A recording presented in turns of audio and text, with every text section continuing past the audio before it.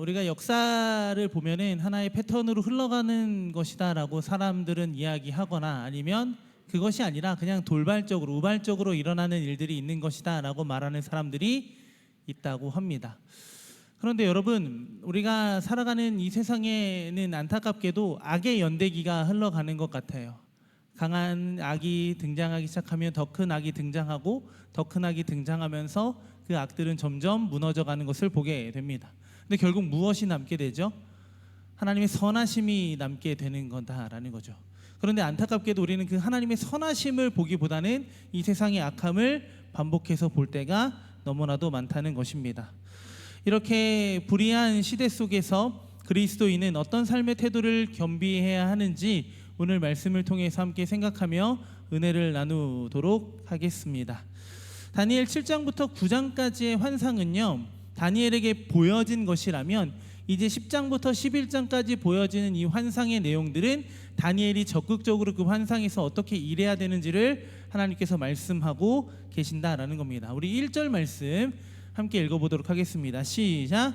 내가 또 메대 사람 다리오 원년에 일어나 그를 도와서 그를 강건하게 한 일이 있었느니라. 다니엘은 다리오 왕 원년에 하나님의 기다림에 대한 환상을 보았습니다. 그리고 그 기다림이 결코 홀로 서 있는 시간이 아니라는 것을, 하나님께서 함께하는 시간이라는 것을 이 11장의 환상을 통해 다니엘이 보게 되었다라는 거죠.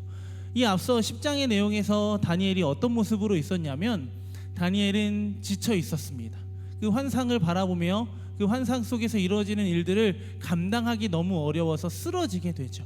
그때 하나님께서 다니엘에게 찾아가시고 다니엘과 함께 하심으로 다니엘에게 하나님은 여전히 변함없이 함께하고 계신다라는 것을 다니엘에게 보여주신 사건이 있었습니다. 그렇게 10장을 통해서 다니엘이 보았고 이제 그 하나님의 일하심을 다니엘은 다시 기대하기 시작했다라는 겁니다. 불의한 역사 속에서 하나님의 순결한 정의와 진실 그리고 순결한 그리스도인의 삶에 대해서 우리는 생각할 수 있어야 된다는 거죠. 세상은 불의하게 흘러갈 것입니다. 하나님을 떠난 그 순간부터 이 세상은 불의할 수밖에 없어요. 하지만 그 불의한 가운데서 우리가 그냥 그 불의함을 받아들이고 살아가는 것이 아니라 하나님의 사람으로서 우리가 어떻게 이 세상을 바라보며 살아가야 되는지가 너무나도 중요하다라는 것입니다. 그런데 본격적으로 시작되는 이 환상의 내용은 사실 우리가 생각해야 하는 순결한 그리스도인의 삶과는 거리가 조금 있어 보이기도 합니다. 11장의 환상의 내용은요, 큰 전쟁에 대한 환상인데요, 북방왕과 남방왕의 전쟁을 이야기하고 있습니다. 헬라 제국 이후에 세워진 네 왕조 중 두 나라의 전쟁을 다루고 있는데, 북방왕은 셀레우코스 왕조 그리고 남방왕은 프톨레마이오스 왕조의 전쟁, 그 싸움에 관한 이야기가 이제 펼쳐지고 있습니다. 그리고 36절에서 45절까지의 말씀에는 정체를 알 수 없는 자기 마음대로 행하는 왕이라는 별명을 가진 한 왕이 마지막으로 등장하게 됩니다. 이들은 누구를 이야기하는 것이냐면 적 그리스도를 이야기합니다. 그러니까 적 그리스도들이 일어나서 하나님의 사람들로 하여금 그 믿음이 아닌 다른 것들로 유혹하고 넘어뜨리는 시대가 다가올 거다라는 것을 하나님은 우리에게 말씀하고 계신다라는 거죠. 11장의 환상은 사실 이스라엘 백성들에게는 너무나도 중요한 환상의 내용이지만 우리하고는 조금 상관없는 것처럼 보이는 내용들입니다. 왜요? 역사적으로 북방왕과 남방왕 사이에 일어난 그 전쟁은 이스라엘이 당한 어려움이지 우리가 당한 어려움이 아니라는 거죠. 그 어느 편에서도 설 수 없었던 상황 속에 긴 역사를 지내면서 결국에는 북쪽 왕 셀레우코스 왕조의 승리로 끝나게 되는데, 이스라엘이 사이에서 큰 핍박을 받게 됩니다. 그리고 더 큰 수모를 당하게 되는 것이죠. 이 이야기는 유대인들에게는 결코 꿈과 같은 희망을 주지 않는다라는 겁니다. 이 역사 후에 일어나는 자기 마음대로 하는 비천한 왕은 노골적으로 이스라엘이 가지고 있는 그 여호와 신앙, 그 하나님을 향한 간절한 믿음을 공격하기 시작한다라는 것이죠. 그러면 하나님의 백성으로 살아갈 수 없도록 한다라는 것입니다. 그렇다면 우리는 그 가운데 무엇을 할 수 있을까요? 11장의 내용은 우리에게 소망 없음을 보여주는 환상이 아니라 소망이 사라진 세상의 유일한 소망이 지금 이 환상을 보여주고 계시는 하나님이시라는 것을 다시 한번 보여주시는 거예요. 이 환상의 내용은 우리가 살아가는 세상에서는 그 어떤 소망도 찾을 수 없는 우리이지만 결국에 그 소망은 어디서 찾게 된다라는 겁니까? 이 환상을 보여주고 계시는 하나님에게서 찾을 수 있다는 겁니다. 그러니 우리가 하나님의 말씀을 바라볼 때마다 하나님의 말씀으로 주어진 이 66권의 성경의 한 말씀, 한 단어는 전부 우리를 향한 하나님의 계획이 있는 말씀이라는 거죠. 우리와 상관없는 말씀을 하신 것이 아니라 이 모든 것은 우리와 상관 있는 하나님의 놀라운 은혜의 말씀이라는 것을 우리는 기억해야 되죠. 왜요? 그 말씀을 통해 오늘도 구원으로 인도하시는, 우리를 반드시 구원하시는 하나님을 보게 되기 때문에 그렇습니다. 그렇게 우리에게 주어진 말씀을 의지하고 살아간다면 소망을 찾을 수 없는 시간과 역사 속에서 우리는 소망을 보게 되고 그 소망 가운데서 숨을 쉬며 살아가게 될 거다라는 겁니다. 그냥 단순히 이 환난 속에서 그냥 나를 버티게 하시는, 나를 견디게 하시는 분이 아니라 이 모든 환난 속에서 우리를 결국에 해방하실 하나님이 우리와 함께하고 계신다라는 것을 보게 하신다라는 겁니다. 무엇을 통해서 알 수 있냐면 하나님은 24절과 27절과 29절과 36절을 통해서 때가 이르기까지 아직 때가 이르지 아니하였으므로 작정된 기한에 그가 다시 와서 아직 정한 기한이 남았으므로 이는 그 작정된 일을 반드시 이룰 것입니다 라고 반복적으로 말씀하세요. 아직 때가 이르렀다고요? 이르지 않았다고요? 이르지 않았다라는 겁니다. 때는 이르지 않았지만 그 때가 반드시 어떻게 이루어진대요? 반드시 온다라는 겁니다. 그 때는 반드시 우리에게 온다는 거예요. 그 때가 언제일까요, 여러분? 알면 너무나도 좋겠지만 사실 그 말씀 성경에서도 정확하게 우리에게 그 때를 말씀하고 있지는 않아요. 이렇듯 하나님은 우리에게 소망을 주십니다. 그 때는 정확하게 알 수 없지만 그 때를 이루시는 하나님이 우리의 소망 되심을 우리에게 가르쳐주고 계신다라는 겁니다. 결코 무너지지 않는 영원한 소망이 이루어지는 그날까지 소망의 불씨를 남기시고 그날 반드시 이루실 하나님을 기다릴 수 있도록, 그렇게 하나님을 기다리는 시간이 우리에게는 헛된 시간이 아니라는 것을 보여주시며 그 길을 걸어가게 하실 거다라는 겁니다. 우리가 하나님을 온전히 의지할 때 주님이 이루시는 그 완전한 나를 우리는 보게 될 것이고 누리게 될 것이고 살아가게 될 것임을 잊지 않는 우리 모두가 되었으면 좋겠습니다. 그렇다면 우리가 소망해야 하고 기다려야 하는 그 유일한 소망은 누구일까요? 다니엘이 보았던 예수 그리스도입니다. 10장 18절과 19절 말씀 함께 읽어보겠습니다. 시작. 또 사람의 모양 같은 것 하나가 나를 만지며 나를 강건하게 하여 이르되 큰 은총을 받은 사람이여 두려워하지 말라. 평안하라. 강건하라. 강건하라. 그가 이같이 내게 말하매 내가 곧 힘이 나서 이르되 내가 주께서 나를 강건하게 하셨사오니 말씀하옵소서. 지금 다니엘의 상황이 어떻다라고요? 시리에 빠져서 쓰러져 있습니다. 근데 사람의 모양 같은 하나가 다니엘을 만지며 뭐라고 얘기하나요? 강건하게 했다라고 말하고 있습니다. 그 강건하게 하신 분이 누구시죠? 그리스도 예수이십니다. 우리는 그 예수님을 소망할 수 있어야 되죠.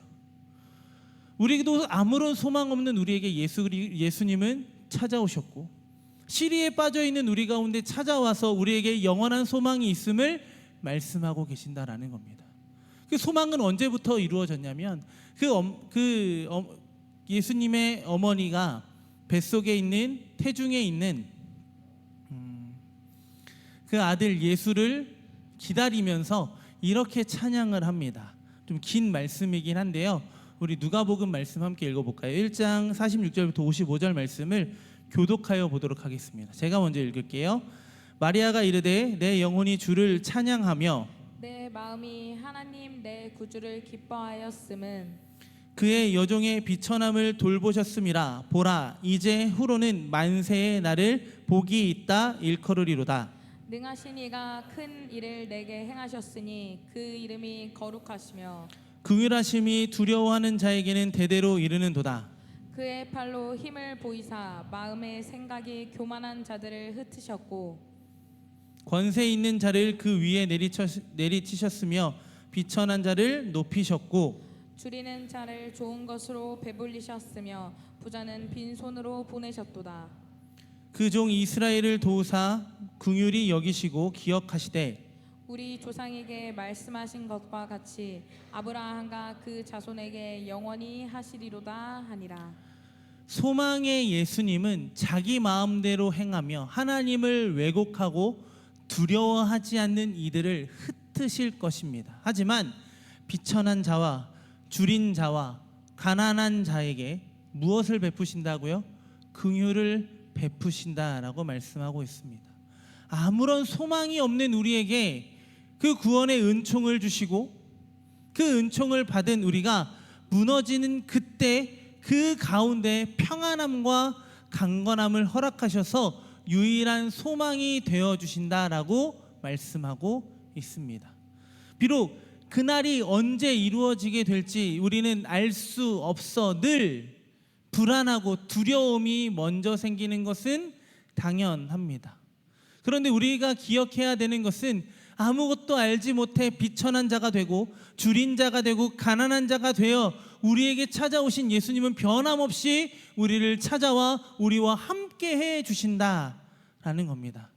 그러니 그날 우리를 찾아오셨던 예수님은 반드시 다시 오셔서 우리의 기다림이 헛되지 않았음을 우리에게 보여주실 것이고 우리의 유일한 소망이 되어서 우리가 그 소망을 붙들고 그 소망 가운데 영원한 길을 걸어가게 하실 거다라는 겁니다. 그런데 그날이 어떻게 이루어진대요?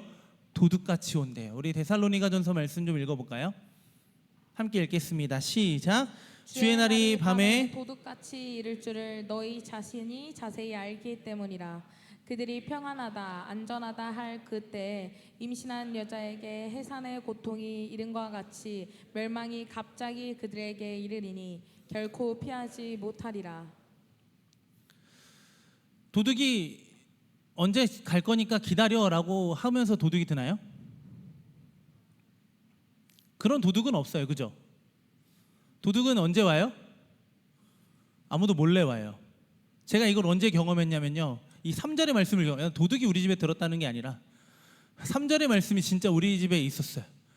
우리 둘째 아이가 태어날 때 어떤 일이 있었냐면 이제 유도분만을 하기로 약속을 했어요, 병원이랑. 그러니까 애가 나와야 되는데 안 나와서 이제 아이를 이제 유도해서 분만을 해야 되는 거야.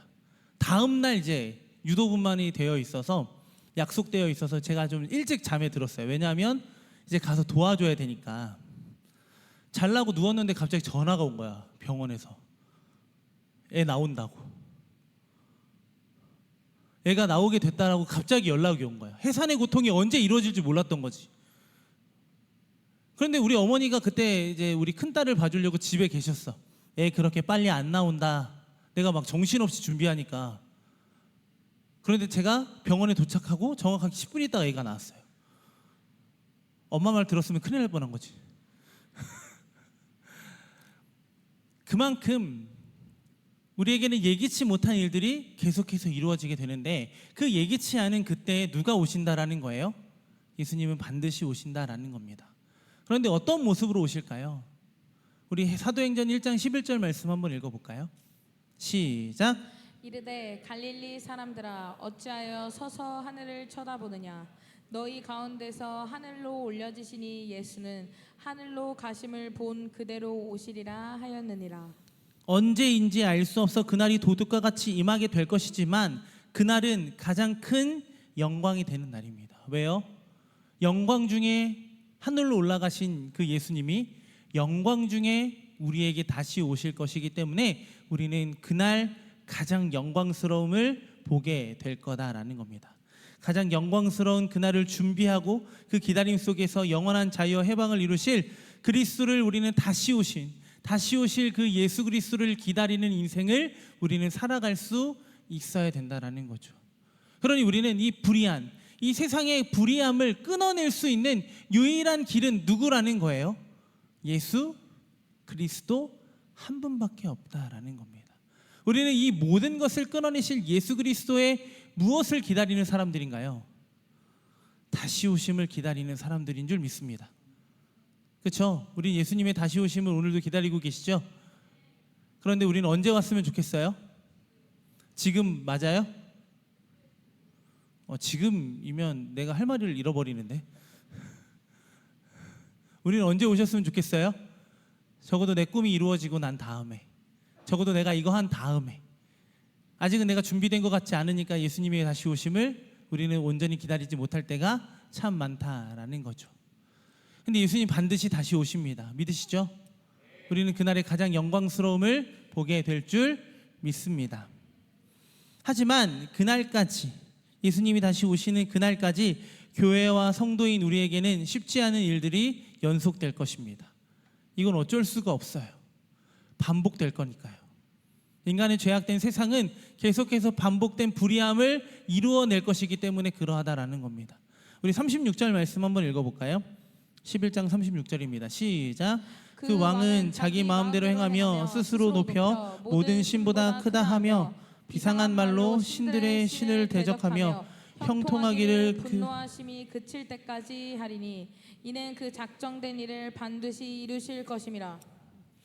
자기 마음대로 행하는 왕이 일어나서 성도를 핍박할 것이고 교회를 무너뜨릴 거다라고 말하고 있습니다. 이스라엘이 공격받고 이스라엘이 비참해진 것처럼 성도의 시련은 이렇게 가혹할 거다라는 거예요. 무너지게 되는 날이 반드시 온다라는 것이죠. 무너지지 않았으면 하는 것들조차도 우리의 눈앞에서 무너짐을 우리는 보게 될 거라는 겁니다. 그런데 이건 언제라는 거예요? 여러분, 마지막 때예요.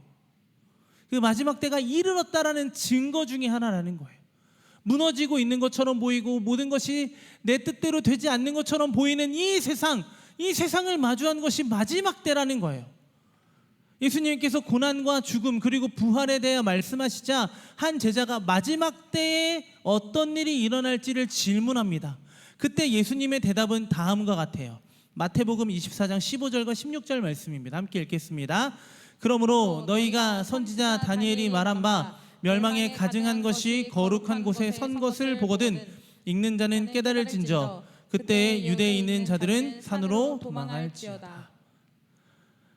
다니엘이 말한 그 자기 마음대로 행하는 왕이 일어나 성도들을 핍박하고 괴롭게 할 것이고 무너뜨릴 거라는 거예요.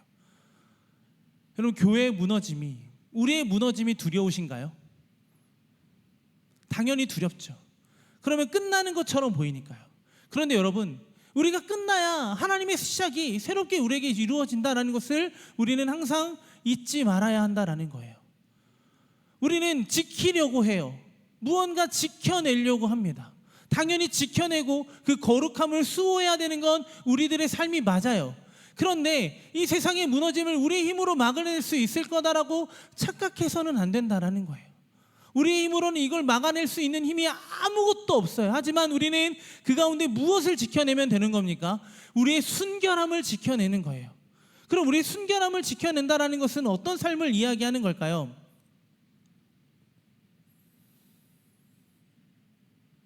우리 다니엘 11장 32절과 35절 말씀 한번 읽어볼까요? 함께 읽겠습니다. 시작. 그가 또 언약을 배반하고 악행하는 자를 속임수로 타락시킬 것이다. 오직 자기의 하나님을 아는 백성은 강하여 용맹을 떨치리라. 백성 중에 지혜로운 자들이 많은 사람을 가르칠 것이나 그들이 칼날과 불꽃과 사로잡힘과 약탈을 당하여 여러 날 동안 몰락하리라. 35절 여기까지밖에 안 됐나? 자, 계속 읽어볼게요. 시작. 그들이 몰락할 때 도움을 조금 얻을 것이나 많은 사람들이 속임수로 그들과 결합할 것이며 또 그들 중 지혜로운 자 자 몇 사람이 몇이 몰락하여 무리 중에서 연단을 받아 정결하게 되며 희게 되어 마지막 때까지 이르게 하리니 이는 아직 정한 기한이 남았음이라. 자기 마음대로 행하는 왕은 우리가 더 이상 믿음으로 살아갈 수 없도록 믿음이 전부가 아닌 삶으로 우리를 유혹할 거예요. 그러니까 우리는 두려울 수밖에 없죠. 그들은 강한 힘으로 우리를 무너뜨리려고 할 것이기 때문에 그러하다라는 겁니다. 그런데 그 강력한 악도 하나님의 손안에 있어요. 당장 그 어떤 것과 싸워서 이길 것처럼 무시무시해 보이는 강한 힘이, 그 적그리스도의 강한 힘이 우리로 향해서 다가온다 할지라도, 그들이 자기 마음대로 우리를 흔들고 있는 것처럼 보일지라도, 우리를 무너뜨리고 있는 것처럼 보일지라도, 하지만 하나님의 정한 시간이 되면 한순간 모든 세력은 멸망하게 될 거다라는 믿음을 가진 이들은 이러한 세상 속에서 하나님을 기억하는 백성으로 살아가게 되는 거죠. 그 전쟁 가운데서도 무너지지 않는다라는 겁니다. 강하고 용맹을 떨치는 이 인생을 살아가게 된다라고 말하고 있어요. 지혜롭고 가르치기 어려운 상황 속에서도 많은 이들을 가르쳤다라고 말을 합니다. 그러다 그들 가운데 일부는 칼날과 불꽃에 사로잡힘과 약탈을 당하고 여러 날 동안 몰락당할 거다라고 말을 해요. 그런데 그들은 그 몰락을 경험하면서도 그 연단을 받고 무엇해졌다라고 말하니 정결해졌다라고 말을 해요. 결국 그들은 희게 되어질 것이고 마지막 때까지 살아냈다라는 겁니다.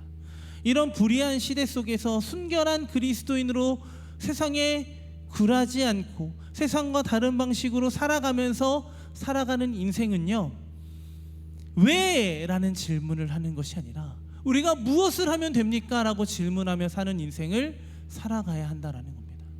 지금 일어나는 일들을 바라보면서 우리는 왜? 라는 질문을 하죠. 하나님, 왜 이러한 일들을 계속해서 이루십니까? 왜 하나님은 왜 지켜만 보십니까? 부정적이고 불만이 우리 가운데 원망으로 가득한 입술로 터져 나온다라는 거예요. 당연하죠. 지금의 이 시대를 바라보면서, 이 악함을 바라보면서 하나님은 도대체 무엇 하시는 겁니까? 라고 우리는 질문할 수 있어요. 왜라고 질문하기보다는 우리는 이 가운데 하나님, 제가 무엇 하면 되겠습니까? 우리가 해내야 될 것들을 계속해서 해나가면 되는 겁니다. 예배를 무너뜨리는 가운데 있다면 그 예배를 계속해서 드리면 되는 것이고, 그 말씀이 무너져가는 시대가 있다면 그 말씀을 계속해서 묵상하고 읽어내고 써내려가면서 그 말씀이 결코 사라지지 않음을 보여주어야 하는 것이고, 찬양의 입술을 막아버린다면 우리는 계속해서 그 찬양을 통하여 하나님께 영광 돌릴 수 있어야 한다라는 겁니다. 세상이 우리로 하여금 어떤 불의함으로 우리를 쫓고 또 쫓아서 우리를 핍박하고 우리를 괴롭게 하고 우리를 무너뜨린다 할지라도 우리는 결코 무너지지 않음은 그 하나님의 때를 기다리는 사람들이기 때문에 우리는 그 때를 기다리며 우리의 행한 일들을 계속해서 행하며 살아가야 한다라는 겁니다. 왜라고 묻지 않았거든요. 그들은 무엇을 해야 되는지 물었습니다. 이것이 성도가 사는 방법이에요. 참된 그리스도인의 순결한 정의라는 것입니다. 그들이 그렇게 살았던 이유는 하나입니다. 지금 고난과 몰락은 결단코 영원할 수 없기 때문임을 믿었기 때문에 그래요. 하나님께서 다니엘에게 이 환상을 보여주신 이유는 지금 이 순간 이 땅에서 살면서 영생을 살자는 거예요. 영생이 뭘까요, 여러분? 영원히 사는 것이 영생이죠. 근데 누구와 사는 것이 중요할 거예요. 누구랑 사는 것이 중요하죠? 그렇죠? 누구랑 사는 거예요? 하나님과 영원히 사는 게 영생인 줄 믿습니다. 우리는 그 영생을 누리며 살아가고 있는 중에 있어요. 지금 이 세상이 불의해 보이고 악해 보이고 계속해서 그 패턴이 반복된다 할지라도 우리는 결코 그것에 주저앉고 무너지지 않음은 주님의 때에 주님께서 반드시 이루실 놀라운 일들이 있을 것이기 때문에 라는 겁니다. 그래서 우리는 다시 우리에게 찾아오는 그 현실의 무게, 극복할 수 없는 여러 일들을 가운데 그에 따르는 시련과 고난 속에서도 주어진 영원한 생명을 누리며 오늘을 담대하게 살아가는 우리가 되었으면 좋겠습니다. 여러분, 우리는요 오늘을 사는 거예요. 내일을 위하여 오늘을 사는 것이 아니라 완성된 내일을 향하여 오늘 주어진 이 완성된 이 하루를 완전하게 살아가는 거예요. 우리는 이 하루를 온전하게 살아낼 수 있는 힘이 없어요. 그러니 누구를 소망해야 되죠? 우리에게 이 하루를 허락하신 그 예수 그리스도를 소망해야 된다는 겁니다. 그 예수 그리스도와 함께 우리에게 주어진 이 오늘을 살아갈 때 우리에게 주어진 내일은 우리가 똑같이 오늘처럼 겪어야 되는 이 고난의 연속의 날이 아니라 마침내 이루어지게 될 영원한 하나님 나라라는 거예요. 우리는 매일매일 오늘을 살아가는 사람들인 줄 믿습니다. 내일을 위해 오늘의 수고를 하는 것이 아니라 오늘 수고에 족한 인생을 살아가는 저와 여러분들이 되셨으면 좋겠습니다. 내일이 두렵죠. 내일 어떤 일이 일어나게 될지 두렵죠. 걱정 마세요. 내일은 빨간 날입니다. 내일 모레도 두렵죠. 안 두려워해요. 내일 모레도 빨간 날이니까요. 근데 우리는 언제가 두렵죠? 금요일이 두렵습니다. 왜요? 일주일 동안 안 했던 일들을 다시 시작해야 되기 때문에 두렵습니다. 그런데 그 날이 우리를 두렵게 하는 건 우리는 여전히 이 오늘 속에서 그 영원한 하나님을 누리지 못하고 있기 때문에라는 것을 잊지 마셨으면 좋겠어요. 내일이 두려움은 오늘로 족한 인생을 살아갈 때 사라지게 될 줄 믿습니다. 세상의 질서는 세상의 방법과 가치는 영원하지 않습니다. 오직 영원하신 하나님을 바라보면서 그 하나님께서 허락하신 그 진리의 말씀을 따라 살아가 결코 무너지지 않는 영원한 산소망이신 예수 그리스도를 붙들고 살아가는 저와 여러분들이 되셨으면 좋겠습니다. 그렇게 주님과 함께 오늘을 살아가 그 내일의 참된 소망인 그 영원한 나라를 기대하고 소망할 수 있는 저와 여러분들이 되셨으면 좋겠습니다. 이제 말씀을 좀 정리해 볼까요? 저는 다니엘이라는 사람을 묵상하고 설교할 때마다 이 다니엘이라는 사람의 영웅됨을 설명하기 위해서 이 다니엘서가 우리에게 주어진 것이 아니라 하나님 나라에 관한 이야기라는 것을 계속해서 보게 됩니다. 이 하나님의 나라를 실현하실 메시아 우리 주 예수 그리스도에 관한 이야기라는 거죠. 그러니까 한 사람이 어떠한 인생을 살아갔던 그것보다 그 인생을 뛰어넘어 그 인생을 주관하시고 인생 가운데 함께 하시는 그 하나님, 그리고 그 영원한 나라를 허락하시는 그 하나님을 우리는 볼 수 있어야 된다라는 겁니다.